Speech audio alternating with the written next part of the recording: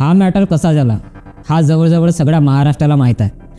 पण तो 65 वर्षाचा माणूस कोंबड्या बकऱ्या व त्या मुक्या जनावरांना पण सोडलं नाही. तर आपल्याला त्याची मानसिकता काय होती हे समजायला पाहिजे.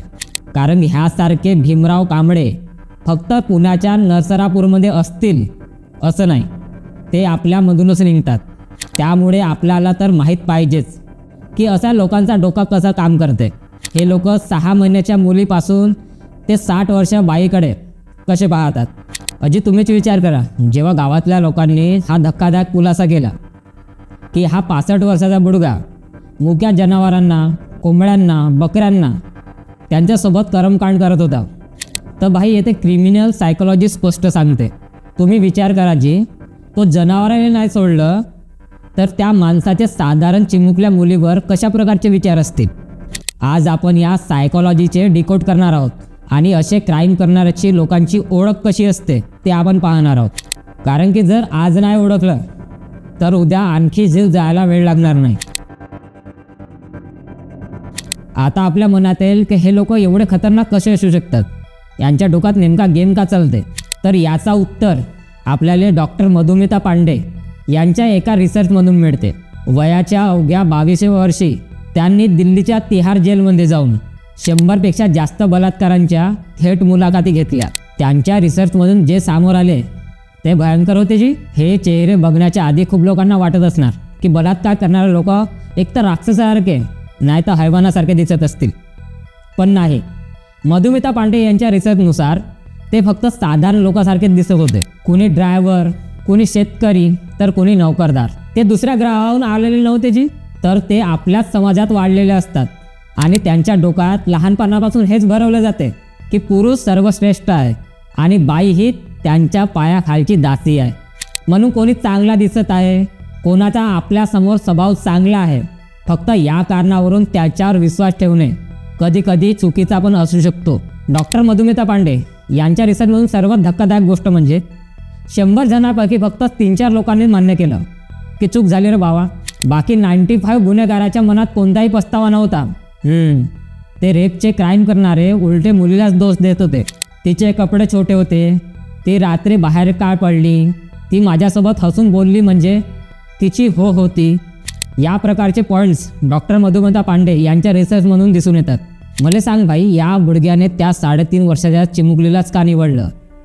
कारण रेपिस्ट नेहमी सर्वात कमजोर शिकार शोधत असतो आणि या केसमध्ये तर ती चिमुकली होती, एक 3.5 वर्षाची मुलगी. ना तिथून पळून जाऊ शकत होती, ना पलटवार करू शकत होती, ना स्वतःसोबत काही घडलं हे ठीकपणे घरच्यांना ना सांगू शकली असती. क्रिमिनल सायकोलॉजी सांगते की हे बाललैंगिक शोषक नेहमी लो रिस्क हाय कंट्रोल टार्गेट शोधतात आणि हे सर्व हवससोबतच ही एक कंट्रोल आणि पॉवर मिळवण्याची भूक असण्याची संकेत आहेत. आता भाई सर्वात महत्त्वाचा मुद्दा, हे राक्षस समाजात खुलेआम घुमतात, यांना ओळखायचं कसं? त्यासाठी आपल्यामध्ये एक ऑब्झर्वेशन स्किल असायला पाहिजे. कारण त्यामुळे आपण समोर जाऊन एका चिमुकलीचा जीव तर वाचवू शकतो.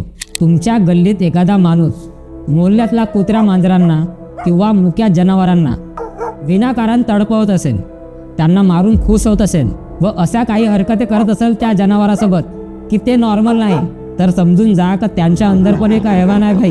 त्यांना नॉर्मल समजू नका.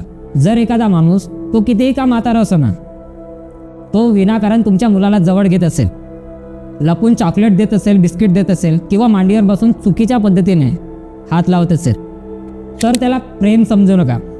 जर तुमचं लेकरू एखाद्या माणसाजवळ जायला रडत असेल किंवा घाबरत असेल तर पोराच्या भावनेवर विश्वास ठेवा, त्या माणसावर नाही.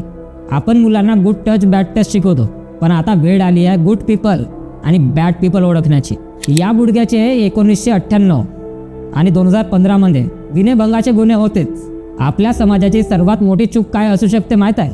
आपण म्हणतो अरे ती जुनी गोष्ट आहे, आता तो म्हातारा झालाय, सुधारला असेल.